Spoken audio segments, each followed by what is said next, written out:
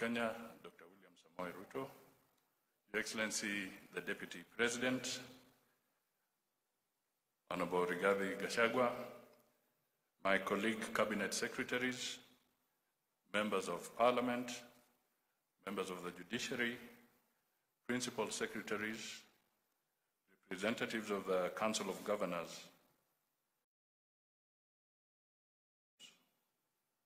state corporations, and all senior government officers here present, ladies and gentlemen, fellow public servants. Your Excellency, I will seek your indulgence to speak slightly longer than my colleagues, because I think today is an extremely important day for the entire public service and for Kenya in regard to service delivery. So here are my remarks. It gives me great pleasure to welcome you to this important occasion for the official release of the 18th cycle report on evaluation of the performance of ministries, state corporations, and tertiary institutions for the financial year 2021-2022. I really emphasize that, 2021-2022. Please underscore that because the new government has just stepped in, so the results that you are seeing is because government is in perpetuity and we are releasing the results as they were in that financial year. Your Excellency, the Kenya Vision 2030 guides the development of a robust, well-functioning, citizen-focused, and result-oriented public service as a key foundation for economic growth. To this end, your government is committed to facilitating creation of an environment that fosters Kenya's transformation process as a transformation agenda, in short, better, and the Kenya Kwanza Manifesto. This will be done by sustaining the upscaling of gains made through the deepening of devolution, public sector reforms, and enhanced infrastructure development, socioeconomic development. Your Excellency, performance contracting has increasingly become an important tool for improving public sector performance. If implemented well, it is an instrument that should assist the country achieve its long-term economic development policy goals. To this extent, performance contracting has been embedded in the public service for 19 years now and codified through the Public Service Commission Performance Management Regulations of 2021 as a means of managing performance in the public service.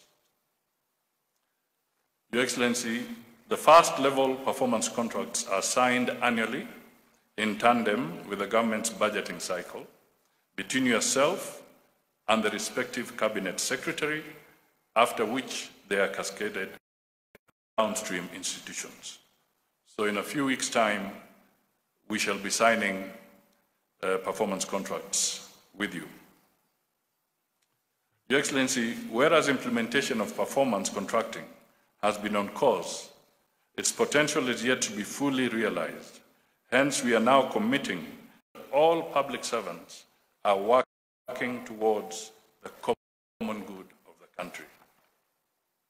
Invariably, performance of the public service must then be integral in driving the economic transformation agenda as an offshoot in realizing the Kenya Vision 2030 that seeks to transform Kenya into a globally competitive, prosperous country. But, and we are 7 years short of Kenya Vision 2030. A conversation around Kenya's Vision 2063, when Kenya turns 100 years old, must begin. Meanwhile, the rallying call in performance contracting, as Aisha has said, is what gets measured, gets done. Adoption of performance contracts ought to establish uniformity, consistency, and objectivity in measuring public service performance. Hence, its implementation must henceforth fast-track the linkage between planning and budgeting phases to clear outputs and outcomes. Your Excellency, upon implementation of performance contracts in the public service in 2004, economic growth rose to a record 7.1% in 2007 from 0.6%, won the second runners-up award for Best Innovation in Citizen-Centered Service Delivery, Public Service Day held in Zimbabwe. As a result, African, Malawi, Sierra Leone, and Lesotho have domesticated the Kenyan model of performance contracting in the management of their public service. Performance management the world over has been evolving, and I am informed the same in place in Kenya. First, I am informed that in 2020, the Public Service Performance Management Unit commenced automation of the performance contracting processes that were previously carried out manually.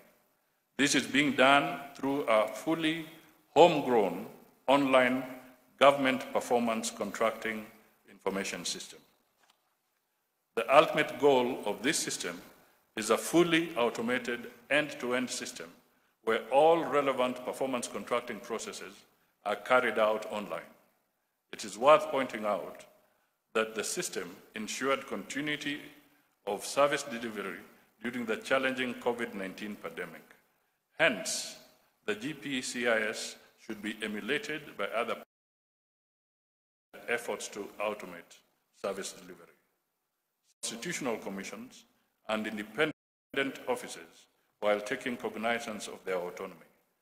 Its rollout will re-engineer the organizational, operational, and institutional framework for guiding performance management services in Kenya's public service. Thirdly, my office is in the process of developing a public service performance management bill, which will be the overarching law to fully anchor the performance management function in the entire public service institutions at both levels last financial year. But in the subsequent financial years, the focus of the performance contracts will be based on, among others, the priorities agreed during the